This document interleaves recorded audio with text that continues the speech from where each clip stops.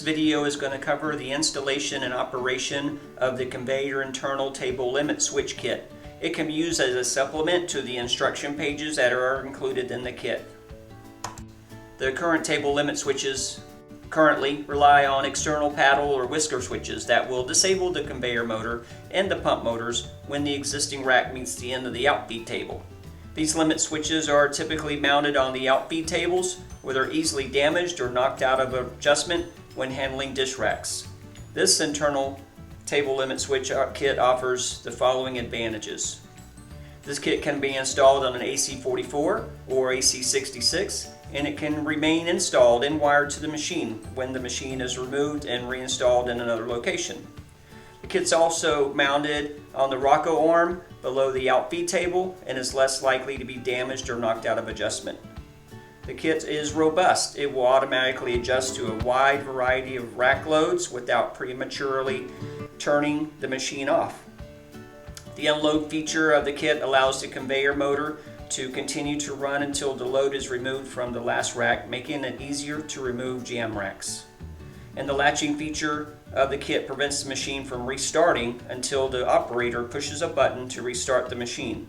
A lighted button alerts the operator that the outfeed table is full and needs to be empty. It's highly recommended to install this on any AC44 or AC66 before going out to the location. It will make it a lot easier to do that at the shop. Over 155 of these kits have been sold, all reporting excellent results in the field. Before you get started, you're going to want to have all your tools ready. Here are the lists of tools that will be needed to do the install. Here are the different components of the kit. You just want to take a minute to familiarize yourself with all the parts that are included.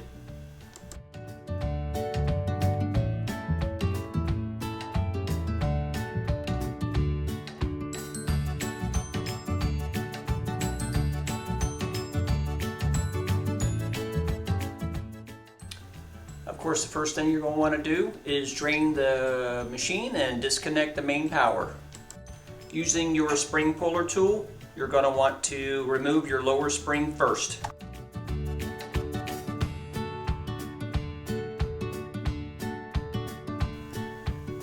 Now you can remove your upper spring.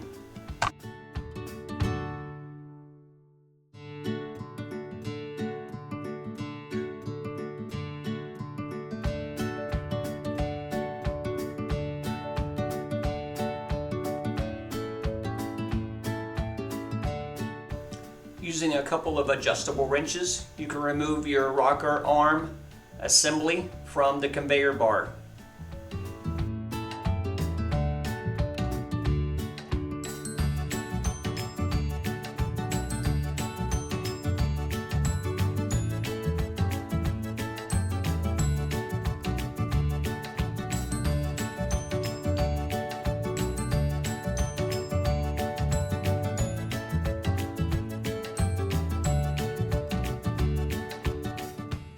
Now be able to move that rocker arm assembly out of the way so you can get to your clutch slip weldments.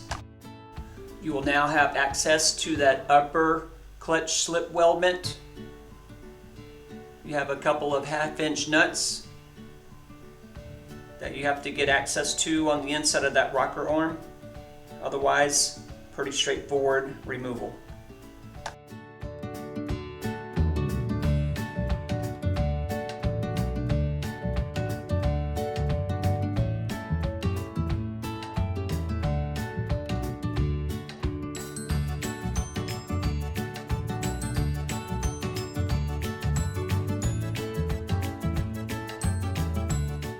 You are going to have the same removal process on the lower clutch arm weldment.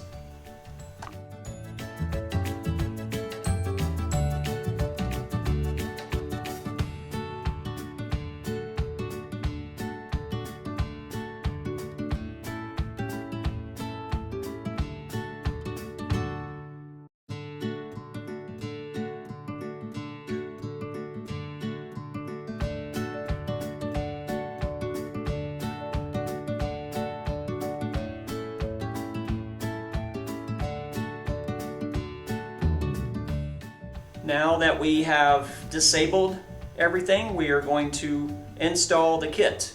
We're going to start off with the lower clutch slip weldment with the limit switch. The first thing you are going to want to do is route the cable between the rocker arm pivot and the machine.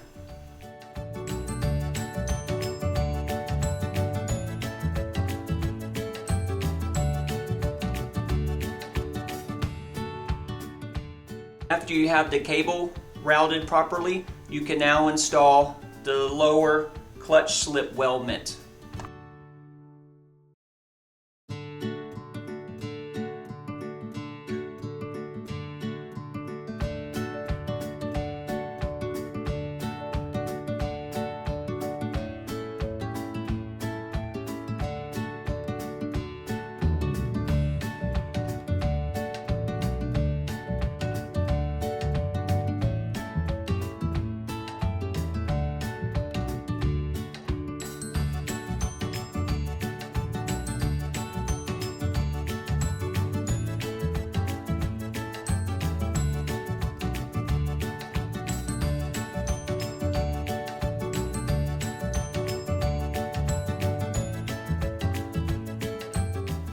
After the lower clutch is installed, you just want to make sure that the arm moves freely.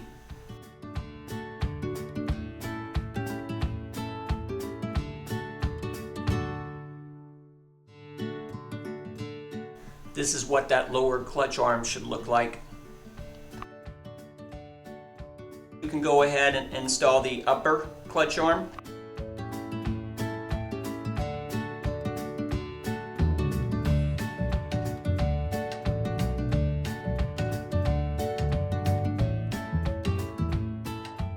After you have both clutch slip weldments installed, now you can install the rocker arm assembly to the conveyor arm.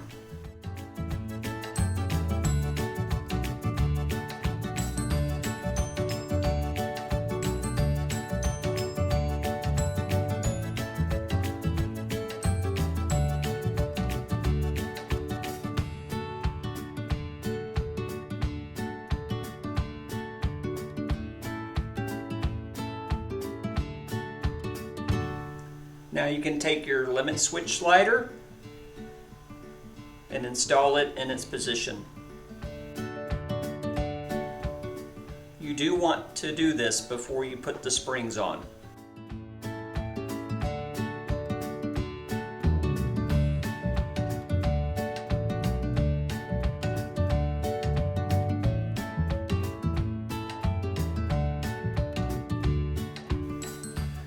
This is how that limit switch slider should operate. Again, you want to check this before you put your springs on.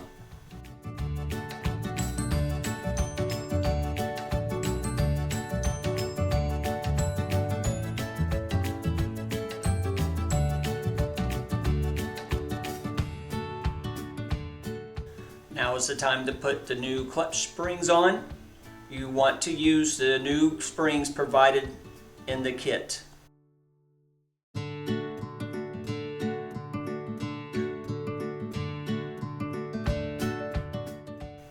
As always, when installing these springs, you want to start with the top spring first. With the upper spring already installed, it's much easier now to install the lower spring.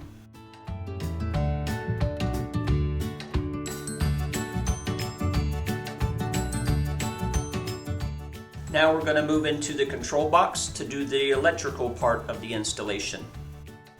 We're going to start off by making a hole for the reset switch. 2 inches over from that left side door lock works great. You definitely want to have good sharp drill bits, and it's recommended to start with a smaller size and work your way up. You're going to want to finish with a 5/8 hole. Now you can grab that limit switch cord and route it into the control box. Typically there will be a spare hole on the bottom of your control box that you can use. If you don't have a spare hole, be prepared to drill a 7/8 hole.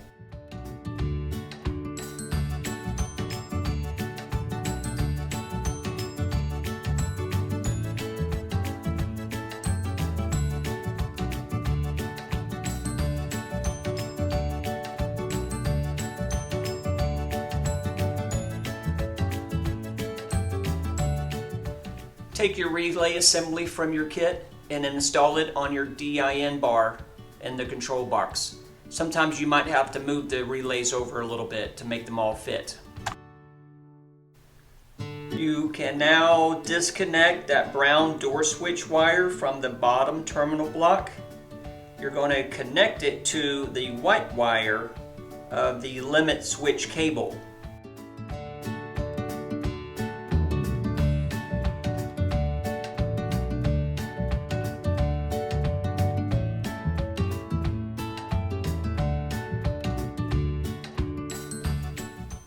For those that like pictures, here's what that looks like.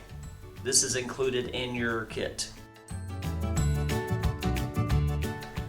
We are still working with that limit switch cable. Now we're going to install the red and the black wires.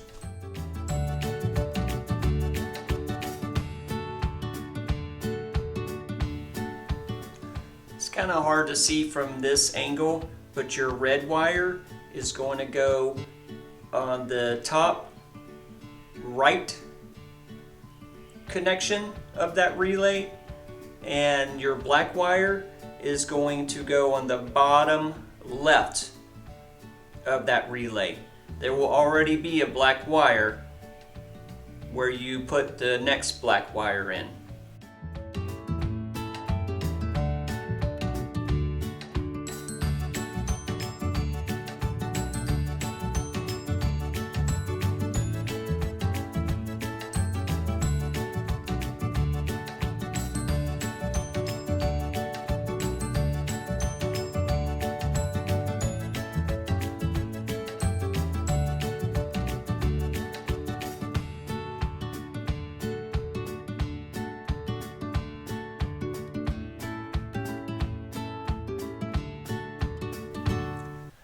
You can also refer to the wiring diagram that's included in the kit, but here is a pretty good picture of where those red and black wires go.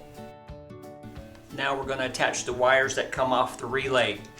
There's going to be a black, a white, and a brown wire that we're going to attach inside the machine. The black wire is going to go to that lower terminal strip where we took off the brown wire previously.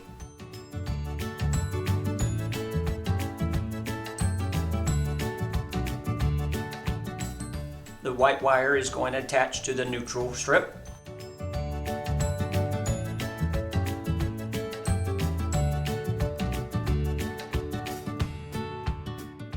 And the brown wire is going to connect to the conveyor contactor.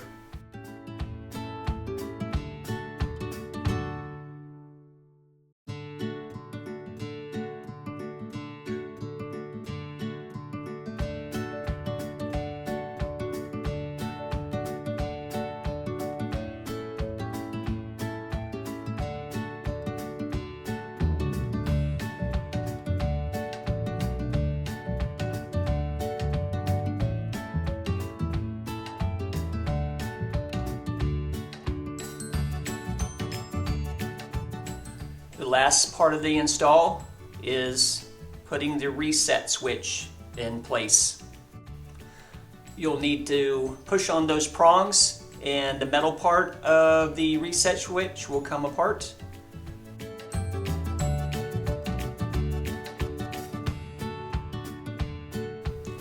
There's only one way to install that metal switch back into its receiver.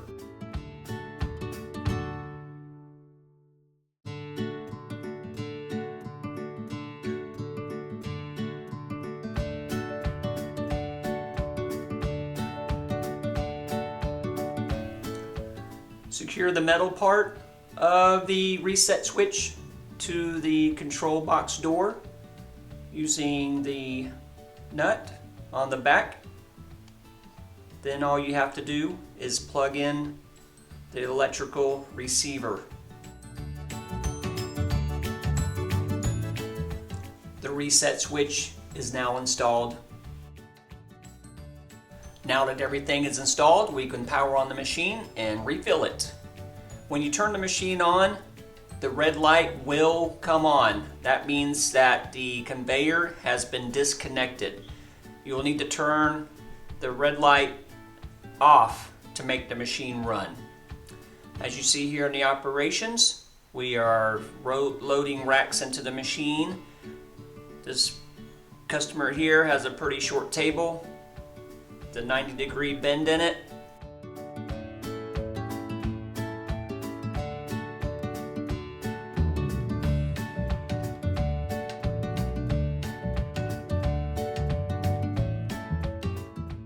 And as the machine starts to get jammed up with racks, you'll see the reset light turns red. That means it has disengaged the conveyor. Here's what it looks like on the actual limit switch. After your installation is complete, you'll definitely want to review the operations with the dishwashers at the location and all management and personnel. This concludes the video on the installation and operation of the conveyor internal table limit switch.